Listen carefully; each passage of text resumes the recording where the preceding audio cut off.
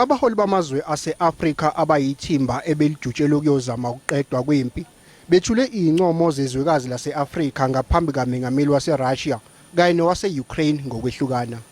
Phakathi kokunye abafuna lamazwe abhekene ngeziqu zamehlo avumelane ngakho ukuthi kugunyazwe ungena kweinhlangano zosizo oluphuthumayo ezokolekelela ngosizo lokudla nokunye.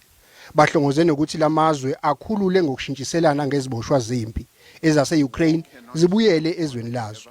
Kanjalo nezase-Russia zibuyele kwelakubo. Our mission was impactful. Its real success obviously will be measured on the ultimate objective of stopping the war. But the impact that it has had is that, one, we were listened to as we gave an African perspective on the war that's having negative consequences for our continent. Umengameli wase-Russia naye utshele ithimba labaholi base-Afrika ukuthi uhulumeni wezwe lakhe awukaze wenqabe ukuhlala phansi nezwe lase-Ukraine kuxoxiswane. Ngiwezwa kahle wonke amaphuzu enu nokukhathazeka kwenu, nami ngiyazwelana nakho. Sikulungele thina ukuyibhekisisa incomo zenu, asikaze siwenqaba umbono ukuthi kuxoxiswane. Kunalokho i-Ukraine yawenqaba lo mbono.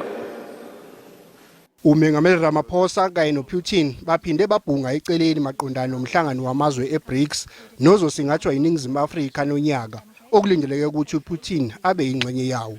Ongacacike kahle njengoba inkantolo yomhlaba ifuna ukuthi elakuleli limbophe uma nje wabeka unyawo eNingizimu Afrika.